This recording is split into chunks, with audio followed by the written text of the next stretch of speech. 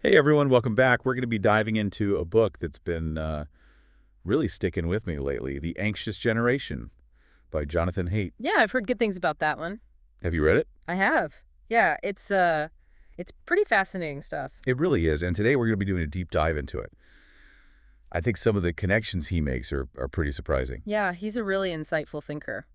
So for anyone who hasn't read it yet, it's all about Gen Z and the current mental health landscape. Right, and how it's so different from previous generations. Exactly, and he even uses this analogy of Gen Z growing up as if they were raised on Mars. Oh, yeah, I remember that. It's like their childhood is so different from anything we've ever seen. Yeah, with technology and social media being such a dominant force, Yeah.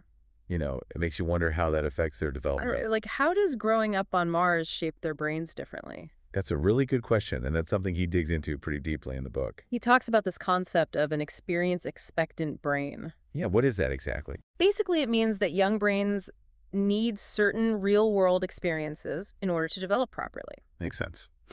But what happens when those experiences are replaced with, endless scrolling on TikTok or Instagram? Right, like are we depriving them of something essential? That's exactly what Haidt argues. He says it's like depriving the brain of essential nutrients. And he points to this dramatic increase in anxiety, depression, self-harm, all these mental health issues that we're seeing in Gen Z. Yeah, and it's really alarming when you look at the statistics. Feels like something shifted in the early 2010s. And it's not a coincidence that it coincides with the rise of smartphones. Exactly. He even pinpoints the exact year, 2012, when anxiety rates really started to climb. And that's right around when smartphones became ubiquitous among teenagers. Right. It's Yeah. like this perfect storm of factors all converging at the same time. So we've got the technology piece, but Haidt also talks about how parenting has changed too, right? Yeah, he calls it overprotective parenting. Oh yeah, what is that again? It's this idea that parents are so focused on shielding their kids from discomfort or risk that they actually end up hindering their development. Like they're trying to pave a smooth path, but it ends up backfiring. Exactly. He uses this term experience blocker, which I think is so insightful. It is. It's like we're preventing them from learning how to deal with the bumps in the road. Yeah, think about it. You learn to ride a bike by falling down a few times, right? And that's how you build resilience. Exactly. So he's saying that this overprotective parenting combined with this phone-based childhood is creating a perfect storm for mental health struggles. Makes total sense. Hmm. But he doesn't stop there, right? He goes on to outline these 4 foundational harms that are impacting this generation. Right, and these harms are all interconnected. Okay, let's break those down because I think this is where things get really interesting. Okay, so the first one is social deprivation. Kids just aren't getting enough face-to-face interaction. Right, they're spending more time online than they are in person. Exactly. And then there's sleep deprivation. Yeah, that's a big one because who can resist scrolling on their phone late at night? Seriously. And he talks about the blue light emitted from screens and how it disrupts sleep patterns, which are so important for development. I know, I'm definitely guilty of that. What are the other 2 harms? So the third one is attention fragmentation. You know that feeling when you can't focus on anything for more than a few minutes? Oh yeah, for sure.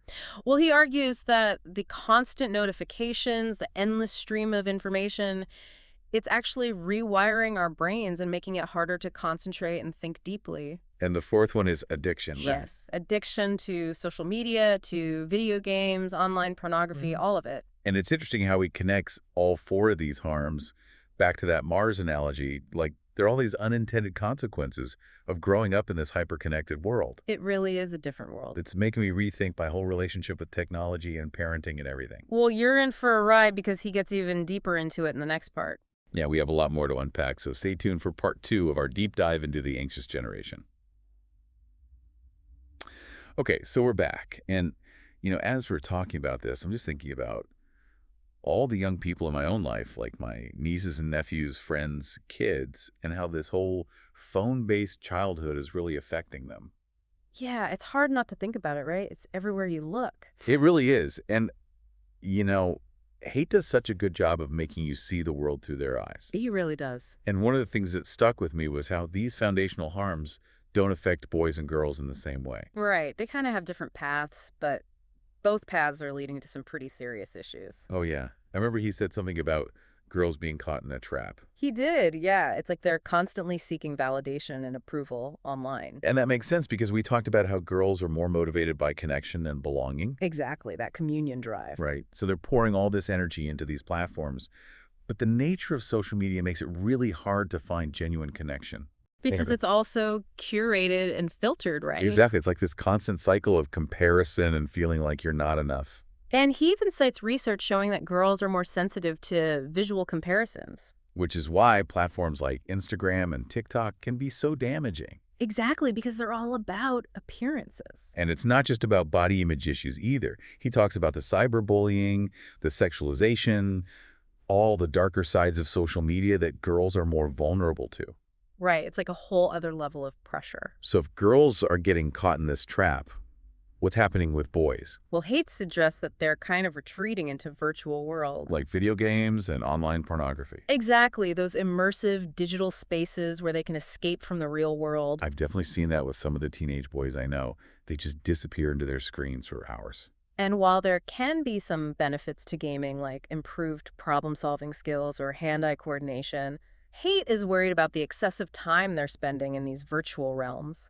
Because they're missing out on real-world experiences. Exactly. He even talks about this phenomenon of failure to launch, where young men are struggling to transition into adulthood. Failure to launch. That's Yeah. pretty intense. What does that look like? Like they're having trouble finding jobs, forming relationships, taking on responsibilities. It's like they're stuck in a perpetual adolescence. And I guess that ties back into the whole experience-expectant brain idea. Exactly. If they're not getting those real-world experiences, their brains aren't developing the way they should. It's kind of sad when you think about it. Yeah.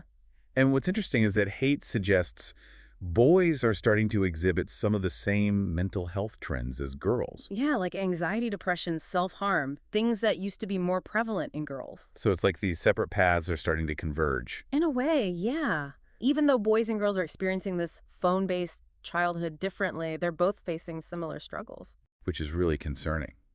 But, speaking of different experiences, Haidt also talks about this whole spiritual dimension of the mental health crisis, and I'm really curious to hear more about that. Yeah, that's a really fascinating part of the book.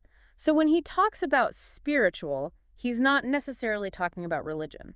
Okay, so what does he mean? He's talking about that sense of meaning and purpose, that connection to something larger than yourself. Like feeling connected to nature or art or something bigger than your everyday worries. Exactly. Uh, And he argues that the way we're raising kids today with all the self-focus and social comparison is actually preventing them from experiencing this kind of transcendence. he calls it spiritual degradation. Yeah, he Yeah. does. And Uh-huh. they're so caught up in their own little worlds that they're missing out on the bigger picture. And I can see how that could lead to feelings of emptiness and dissatisfaction. Totally. Yeah. Even if they seem to have it all on the surface. So what's the solution? How do we Well- combat this spiritual degradation? Well, he talks about the importance of shared sacredness rituals, awe in nature. He even suggests 6 specific spiritual practices that can help us reconnect with something larger than ourselves. Okay, I'm really intrigued. What are these practices? I don't want to spoil all the surprises. You'll have to read the book for that. But he talks about things like meditation, spending time in nature, engaging in acts of service, cultivating gratitude. So basically, things that help us shift our focus outward. Exactly. Away from all that self-scrutiny and comparison. It's like we need to find a way to balance this hyper-individualistic, tech-driven world with something more grounding and meaningful. You got it. And that's what makes the anxious generation so thought-provoking. It's not just a diagnosis of the problem, it's a call to action. Well, I'm definitely feeling inspired to make some changes in my own life after hearing all of this. And I'm really eager to hear what he has to say about the bigger picture solutions. Like, what can we do as a society to address these harms and help young people thrive? Well, that's where things get really interesting. He's got some pretty bold ideas about everything from government regulation to education reform to parenting strategies. Okay, now I'm hooked. I can't wait to dive into those solutions in part 3. Okay, so we're back and ready to tackle the big question. What can we actually do about all this? After diving into all those foundational harms and the impact on boys and girls, it's kind of like, is there any hope? Well, that's the thing about hate. He doesn't just leave you with this grim diagnosis, right? He actually offers a whole bunch of solutions. Okay, good, because I was starting to feel a little bit hopeless Oh, there. yeah, I get it. But he actually dedicates a whole section of the book to solutions, and some of them are pretty radical. Okay, well, let's hear it because I'm ready for some action. Okay, well, let's start with the tech companies themselves, right? I mean, they're the ones creating these platforms. Yeah, do they have any responsibility in all of this? He definitely thinks so. He talks about how these companies are using these sophisticated algorithms and design features to basically keep us hooked. You mean like those endless feeds that just keep you scrolling and scrolling? Exactly. Or those notifications that pop up at just the right moment to grab your attention. Yeah, those are the worst. And he calls these dark patterns because they exploit our vulnerabilities and make it really hard to resist. It's like they're designed to be addictive. That's exactly his point. Yeah. And he argues that we need more regulation to protect users, especially young people, from these manipulative tactics. So, like, what kind of regulations is he talking about? Well, he even suggests raising the age of internet adulthood, What does that mean? like moving the age for social media accounts from 13 to 16. Wow, 16. That's a big jump. It is, but he makes a compelling case. He talks about how teenagers' brains are still developing and they're just not equipped to handle the complexities of social media. And those platforms can really amplify things like social comparison and anxiety, especially for girls. Exactly. So he's saying we need to give them more time to mature before we unleash them into the wilds of the internet. I can get behind that, but it sounds like a tough sell. Yeah, it would definitely be controversial. But he also challenges governments to step up and create policies that protect children in the digital age. So what kind of policies? Well, he talks about strengthening privacy laws, making it harder for companies to collect and monetize data on young users. He also suggests exploring ways to limit the use of those addictive design features we talked about. Okay, so that's the tech side of things. Hmm.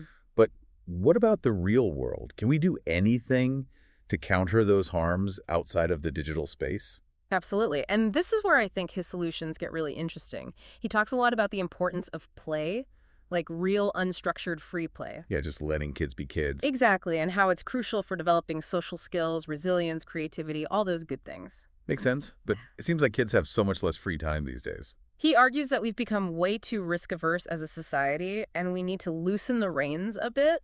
Like let them scrape their knees once in a while. Exactly, let them experience the world without constantly hovering over them. I like that because I think a lot of parents are afraid to let their kids out of their sight these days. He gets that, and he suggests some interesting ideas like narrowing neglect laws to give parents more confidence in letting their kids play unsupervised. Oh, that's interesting.